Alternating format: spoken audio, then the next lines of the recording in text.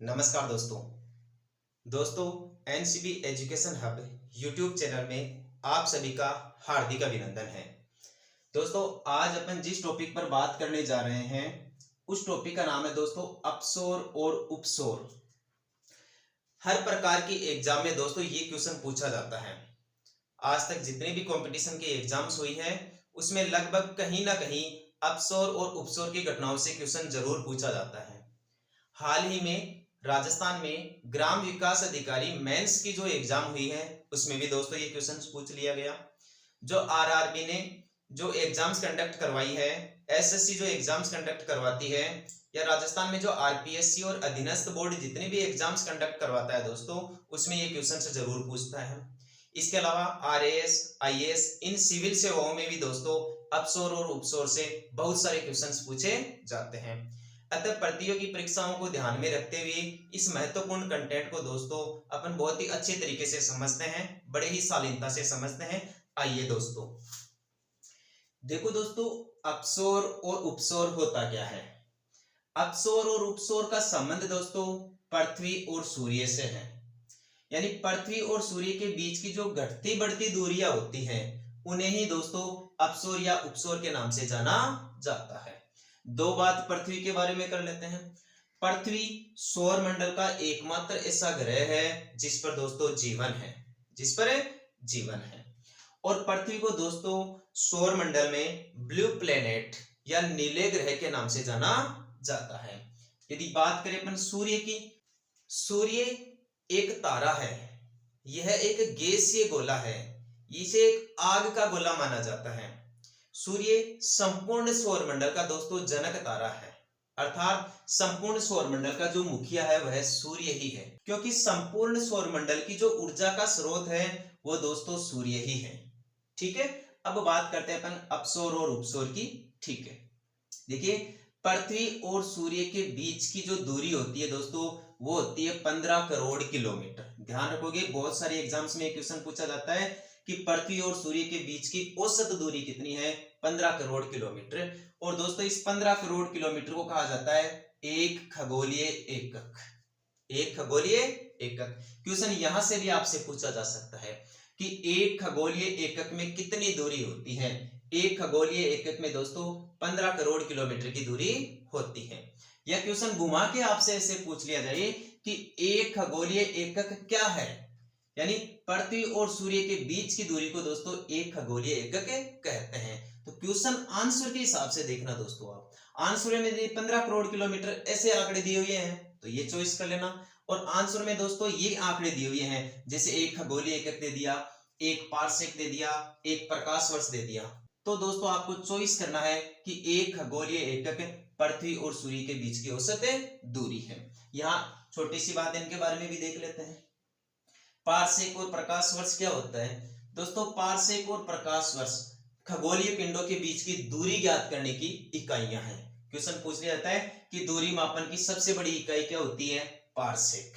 ठीक है, क्वेश्चन आपसे ऐसे पूछ लिया जाता है प्रकाश वर्ष क्या है। ज्यादातर बच्चे तो इस वर्ष को देखते ही कंफ्यूज हो जाते हैं कि वर्ष तो समय बताता है ना कि इतने वर्ष हो गए, 10 वर्ष हो गए, 15 साल हो गए, तो बच्चे बता देते हैं कि ये समय का मात्रक है या समय की इकाई है। तो दोस्तों ऐसी गलती ना करें, प्रकाश वर्ष समय का मात्रक नहीं होती, प्रकाश वर्ष दूरी का मात्रक होती है। अब देखते हैं दोस्तों अपसोर और उपसोर की घटनाएं। देखिए सबसे पहले अपसोर देखते हैं। अपसोर की घटना दोस्तों प्रतिवर्ष 4 जुलाई को घटित होती है। और अपसोर होता क्या है, अपसोर होता है दोस्तों पृथ्वी और सूर्य के बीच की जो अधिकतम दूरी होती है उसे ही अपसोर के नाम से जाना जाता है।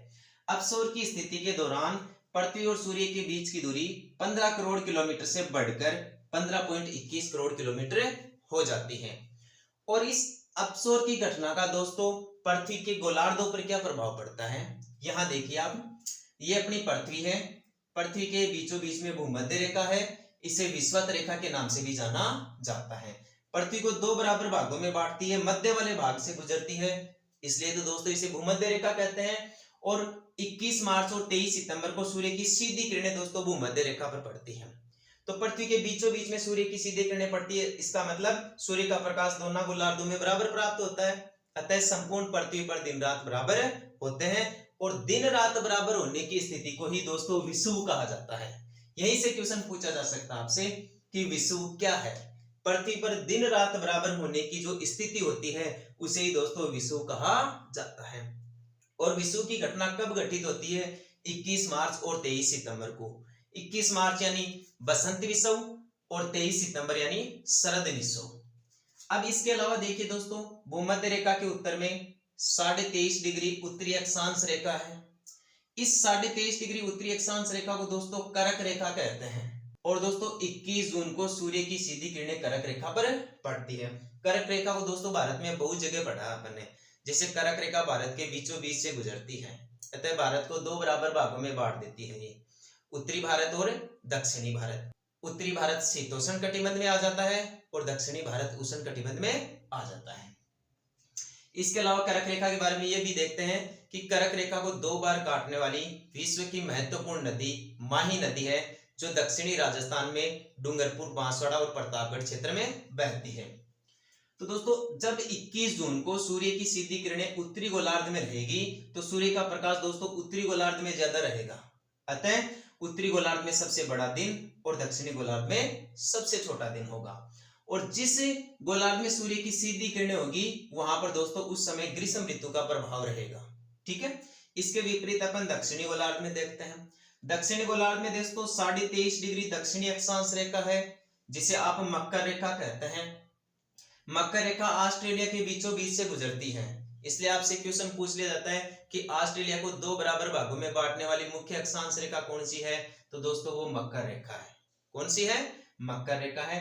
और मकर रेखा पर सूर्य की सीधी किरणें कब पड़ती है, ये भी आपको ध्यान रखना है दोस्तों। 22 दिसंबर को सूर्य की सीधी किरणें दक्षिणी गोलार्ध में मकर रेखा पर पड़ती है, अर्थात इस समय दक्षिणी गोलार्ध में सबसे बड़ा दिन रहता है और उत्तरी गोलार्ध में सबसे छोटा दिन रहता है। यदि इस समय दोस्तों सूर्य की सीधी किरणों का प्रभाव दक्षिणी गोलार्ध में है तो सीधी सी बात है कि ग्रीष्म ऋतु अब दक्षिणी गोलार्ध में है। इसके विपरीत उत्तरी गोलार्ध में कौन सी ऋतु रहेगी? शीत ऋतु रहेगी। समझ गए ना इतनी बातें? अब देखिए दोस्तों अपसौर का प्रभाव। अपसौर का प्रभाव मतलब पृथ्वी और सूर्य के बीच में दूरी बढ़ेगी तो पृथ्वी से सूर्य दूर चला जाएगा। ये घटना दोस्तों 4 जुलाई को होती है, तो जून महीने के आसपास की बात है, जून जुलाई की। तो अपने को पता चल गया कि इस समय सूर्य उत्तरी गोलार्ध में है, अतः उत्तरी गोलार्ध में कौन सी ऋतु है? ग्रीष्म ऋतु। और इसके विपरीत दक्षिणी गोलार्ध में कौन सी ऋतु है? शीत ऋतु। यदि सूर्य दूर जाएगा तो गर्मी कम करेगा, यदि सूर्य दक्षिणी गोलार्ध में दूर जाएगा तो शीत ऋतु को और बढ़ा देगा। भाई दूर जाएगा तो ठंड और ज्यादा बढ़ जाएगी, और उत्तरी गोलार्ध में गर्मी है और सूर्य पृथ्वी से दूर जा रहा है तो गर्मी को और कम कर देगा। तो उत्तरी गोलार्ध के लोगों पर तो दोस्तों अपसौर की घटना लाभदायक होती है, जलवायु के अनुकूल बन जाती है, जबकि दक्षिणी गोलार्ध में अपसौर की घटना वहां के लोगों पर दोस्तों प्रतिकूल प्रभाव डालती है। ठीक है, अब देखते हैं अपन दोस्तों उपसौर। उपसौर की घटना कब होती है? उपसौर की घटना दोस्तों प्रतिवर्ष 3 जनवरी को होती है। बहुत महत्वपूर्ण क्वेश्चन है, सबसे ज्यादा यही बात पूछी जाती है कि उपसौर की घटना कब घटित होती है? 3 जनवरी को। उपसौर होता क्या है? पृथ्वी और सूर्य के बीच की दूरी 15 करोड़ किलोमीटर है और उपसौर के दौरान पृथ्वी और सूर्य के बीच की दूरी दोस्तों घटकर 14.70 करोड़ किलोमीटर रह जाती है, अर्थात 15 करोड़ किलोमीटर से कम हुई है। तो हम निष्कर्ष रूप से यह कह सकते हैं कि पृथ्वी और सूर्य के बीच की जो न्यूनतम दूरी होती है उसी को दोस्तों उपसौर के नाम से जाना जाता है। जिस प्रकार से अपन ने पृथ्वी के गोलार्ध पर अपसौर का प्रभाव देखा, वैसे ही अपन दोस्तों उपसौर का प्रभाव भी देख लेते हैं। आइए, तो दोस्तों उपसौर यानी पृथ्वी के सूर्य नजदीक आएगा, पृथ्वी और सूर्य के बीच की न्यूनतम दूरी हो जाएगी दोस्तों उपसौर के दौरान। तो इस समय देखिए आप, कहानी कब की है ये? 3 जनवरी के आसपास की कहानी है। तो सूर्य की किरणें देखो जनवरी के आसपास कहां मिलेगी आपको? यहाँ तो जून है उत्तरी गोलार्ध में, तो यहाँ तो नहीं मिलेगी। यहाँ 22 दिसंबर को सूर्य की सीधी किरणें मकर रेखा पर बढ़ती है, तो अपन ये अनुमान लगा सकते हैं कि दिसंबर जनवरी के महीनों में सूर्य की सीधी किरणें दक्षिणी गोलार्ध में रहती है। जहां सूर्य की सीधी किरणें रहती है वहां ग्रीष्म ऋतु रहती है, और जहां तिरछी किरणें पड़ती है वहां शीत ऋतु रहती है। ठीक है दोस्तों, अब यदि सूर्य नजदीक आ रहा है पृथ्वी के, या पृथ्वी और सूर्य के बीच में दूरी कम हो रही है, तो दक्षिणी गोलार्ध में दोस्तों यदि गर्मी है तो सूर्य नजदीक आएगा तो प्रकाश ज्यादा देगा तो गर्मी बढ़ेगी, गर्मी बढ़ेगी। तो वहां के लोगों पर प्रतिकूल प्रभाव पड़ा। और यदि अपन उत्तरी गोलार्ध की बात करें, हमारे यहाँ उत्तरी गोलार्ध की बात करें, यहाँ दोस्तों सर्दी वहां पड़ रही है, यहाँ दोस्तों सर्दियां पड़ रही है, शीत ऋतु है यहाँ पर, और सूर्य का ताप, सूर्य नजदीक आ गया, ताप बढ़ाएगा तो सर्दी कम हो जाएगी, तो अपने को दोस्तों अच्छा अनुभव होगा। तो उत्तरी गोलार्ध में कैसा प्रभाव रहा दोस्तों? अनुकूल प्रभाव रहा। तो दोस्तों अब हम निष्कर्ष निकालते हैं दोनों का, कि अपसौर और उपसौर की घटनाओं का पृथ्वी के गोलार्धों पर क्या प्रभाव पड़ता है। तो अपसौर और उपसौर की घटनाओं का निष्कर्ष रूप में पृथ्वी के उत्तरी गोलार्ध में तो दोस्तों अनुकूल प्रभाव पड़ता है, यानी ये जलवायु के अनुकूल हो जाती है, और दक्षिणी गोलार्ध में दोस्तों प्रतिकूल प्रभाव होता है। उत्तरी गोलार्ध में तो अनुकूल इसलिए होता है क्योंकि ग्रीष्म ऋतु में तो गर्मी कम कर देता है ये घटना, और शीत ऋतु में ये घटना सर्दी को कम कर देता है, इसलिए हमें राहत मिलती है। जबकि दक्षिणी गोलार्ध में ग्रीष्म ऋतु में तो गर्मी और ज्यादा बढ़ा देता है, और शीत ऋतु में सर्दी और ज्यादा बढ़ा देता है, इसलिए वहां के लोगों पर इसका प्रतिकूल प्रभाव पड़ता है। तो दोस्तों यह है अपसौर और उपसौर की घटनाएं। उम्मीद करता हूं आपको बहुत ही अच्छी तरीके से समझ में आ गई होगी।